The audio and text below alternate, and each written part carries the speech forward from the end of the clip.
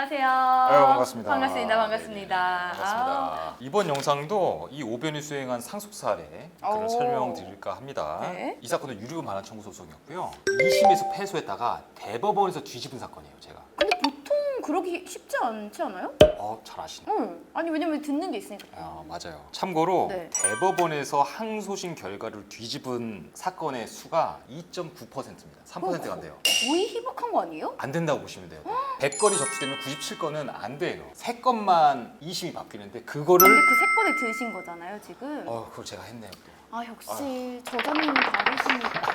감사합니다. 자, 오늘 내용 매우 어렵습니다. 잘 어렵나요, 따라오셔야 또? 됩니다. 알겠습니다. 자, 상속에서는 돌아가신 분을 피상속인이라고 하죠. 네. 이제 익숙하시죠? 이 사건에서 피상속인은 어머님이셨는데 이분이 2015년도에 돌아가세요. 이분이 돌아가시기 전에 막내따님한테 재산의 전부를 유언으로 남기세요. 막내따님이 저희 의뢰인이죠. 네. 막내따님한테는 오빠랑 언니도 다 있었어요. 그런데 왜 피상속인이 막내한테만 이렇게 재산을 주셨느냐라고 하면은 계속 모셔왔고 또 어머님이 하는 가업을 이제 승계를 했어요.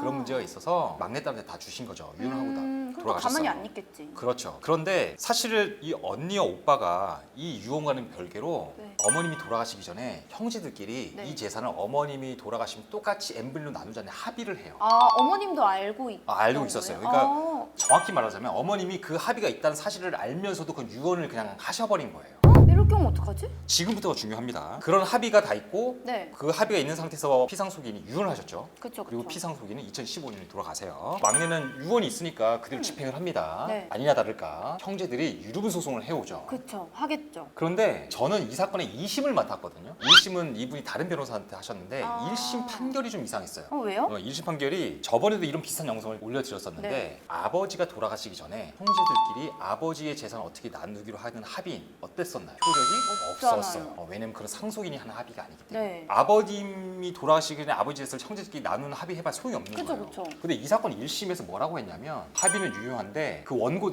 이 소송의 원고들 다른 형제들이죠. 네. 이 사람들이 유류분만 청구했으니까 그 청구한 대로 유류분만 인정해 주겠다라고 일단 판결을 한 거예요. 뭔가 앞뒤가 안 맞는 느낌? 그러니까 원래 합의대로 하면은 n분의 1을 받아가야 되는데 유류분만 청구했으니까 그럼 청구한 유류분만큼 인정해 주겠다라는 게 1심의 결론이었던 거예요. 네. 그러니까 먼저 합의를 인정했다는 게 이상하죠. 그쵸. 안 된다고 했었는데. 네, 그래서 이분들이 이제 저희 사무실에 오셔가지고 제가 2심부터 맡았어요. 그런데 이 사건에서 진짜 중요한 게 있었어요. 뭐죠?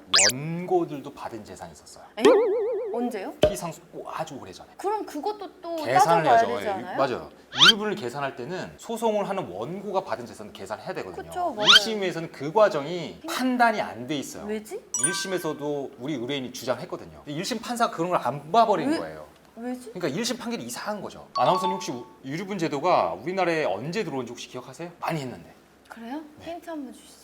갑자기 훅 들어오실 때 무섭습니다. 혹시 이 책에 나와 있나요? 당연하지. 그래. 몇 페이지인지 한번 찾아볼까요?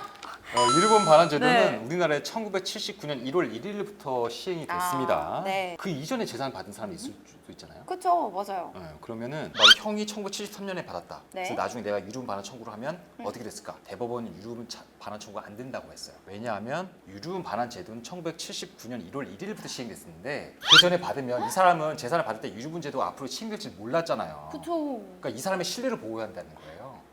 근데 그건 그럴 수 있다. 그럴 수 네. 있겠죠. 네. 근데 문제는 이 사안에서 다시 사안을 되돌아오고 보면은 언니나 오빠들이 모두 1979년 1월 1일 이전에 재산을 받았던 거예요.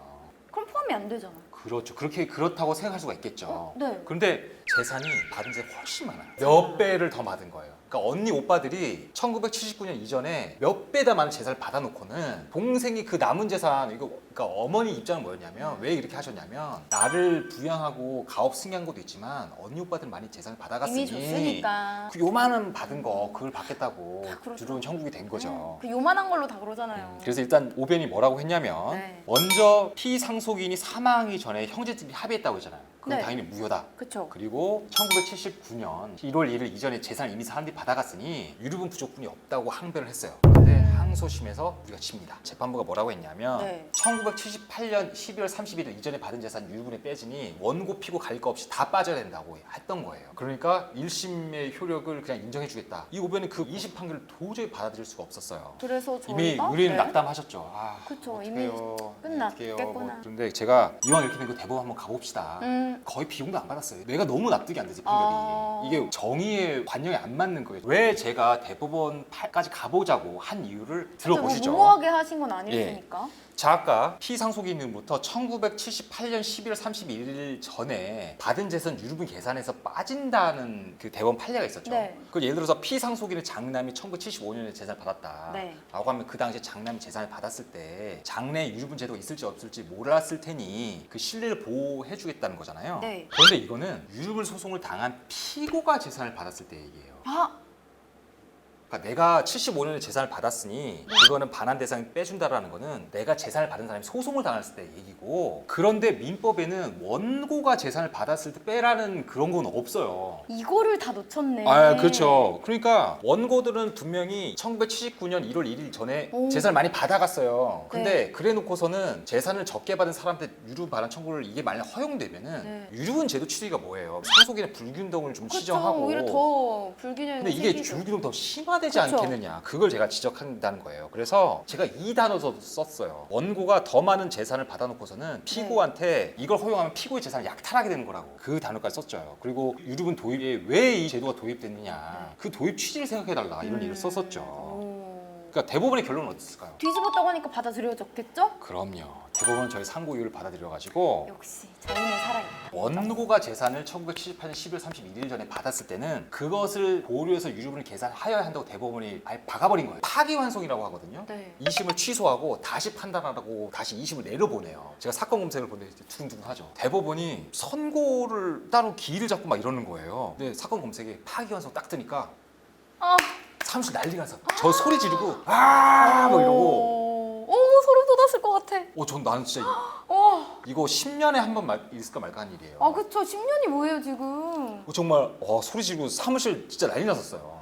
이거 뒤집었다고. 와, 그래서 결국 승소를 한 그래, 건가요? 그럼요. 이제 그때 제가 쓴 상고 이호서를 제가 우울할 때마다 보는데 전 제가 너무 사랑스러워. 왜 타임 자기애가 너무 과해. 적당히 이런 게 또 있어야. 그럼요. 인정하겠습니다. 예, 대법원이 그렇게 파기환송을 했으니까 그 파기환송심이라고 하거든요. 2심에서는 네. 그 대법원의 취지에 따라 판단을 해야 돼요. 물론 네. 완전히 승소하진 못했어요. 왜냐하면 1978년 12월 30일 이전에 받은 재산이 네. 있었는데 그중에 일부는 입증이 좀 어려워가지고 아, 그래요? 그래서 유류분 일부를 돌려주셨어야 됐어요. 그래도 일단은 뭐 그래서 지켜냈으니까. 이때 제가 막아드린 재산액이 한 15억 정도 됩니다. 제가 이렇게 말씀드리고 보니까 시청자 여러분께서는 아니 듣고 보니 이길 사건 이겼네? 이렇게 생각하실 수도 있어요. 에이, 근데 똑똑하신 분들이 얼마나 많은데 그 2심까지 그렇게 갔으면 말 다 한 거지 뭐. 만일 설령 그렇게 생각하신 분이 있다고 네. 하면 저 정말 좀 섭섭합니다. 그렇게 생각 안 해주셨으면 좋겠고, 왜냐면 네. 제가 이 대법원 판례를 받기 전까지는 대법원에 이런 판례가 없었어요. 아. 그러니까 2심도 다 그냥 기각해버렸지.